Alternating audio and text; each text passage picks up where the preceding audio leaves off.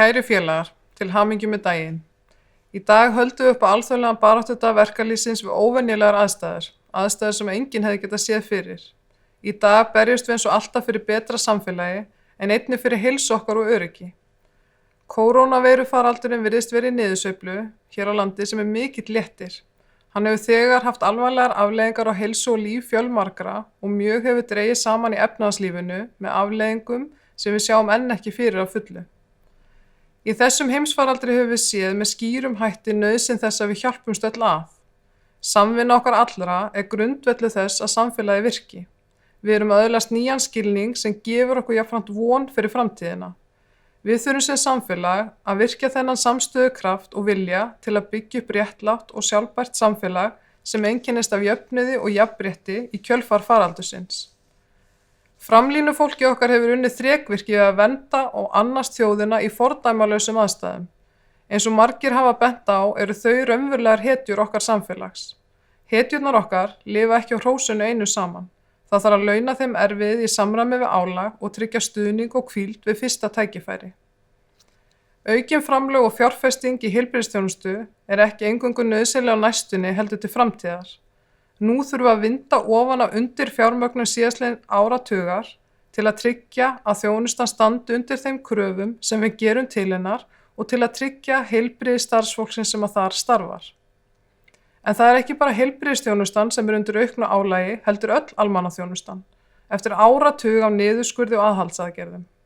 Það þarf nýja nálgun á opinbera þjónustu svo hún geti staðið undir auknum kröfum sem fylgja faraldrinum og til framtíðar. Þó að faraldurinn hafi einkennt síðustu vikur sem betur fyrir jákvæðari mál sem hægt að gleðjast yfir.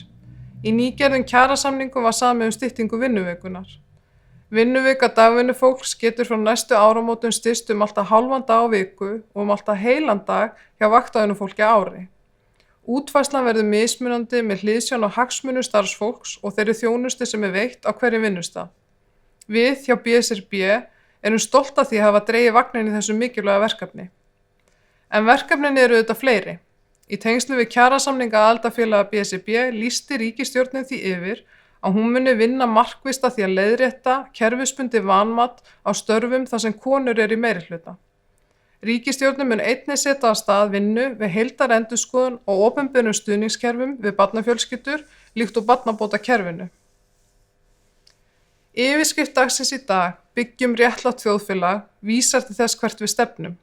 Við krefjumst þess í þeirri brekku sem við nú stöndum í að við stöldrum við, endurmetum og endurskipuleggjum samfélagsgerðina. Á meðan við erum enn stödd í auga stormsins okkar mikilvægasta verkefni að verja afkomu fólks í fjölbreyttum aðstæðum hvers og eins. Við þurfum að grípa til markvissra aðgerða með jafnrétti að leiðarljósi. Það þarf að verja störfin. Tryggja þarf að hópar í viðkvæmri stöðu geti sinnt sínum grunnþörfum. Gæta afkomu fólks á atvinnuleysisbótum og tryggja afkomu fólks sem getur ekki sinnt vinnu vegna undirliggjandi sjúkdóma og umönnunar barna vegna takmarkana á skólastarfi. Leiðin upp á við krefst opinberra framlaga og fjárfestinga sem byggja á sanngirni. Skapa þarf störf og fjárfesta í menntun til að tryggja færni í störfum á breyttum vinnumarkaði. Þá þarf að skapa tækifæri með því að efla nýsköpun og rannsóknir. Það mun skapa störf á fjölbreyttum sviðum og leggja grunn að verðmætasköpun til framtíðar.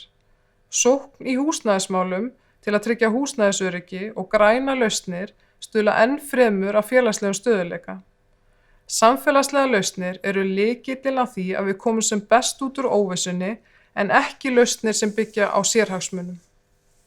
Í dag á baráttudegi verkalýðsins fögnum við þeim sigurum sem launafólk hefur náð með sameiginlegri og oft á tíðum harðri baráttu fyrir bættum kjörum. Sigrarnir minna okkur á að hið ómögulega getur orðið mögulegt með ríkri samstöðu og þrautseigju að vopni. Nú sem aldrei fyrr þurfum við öll að standa þétt saman í baráttunni og byggja upp réttlátt þjóðfélag. Kæru félagar, til hamingju með daginn.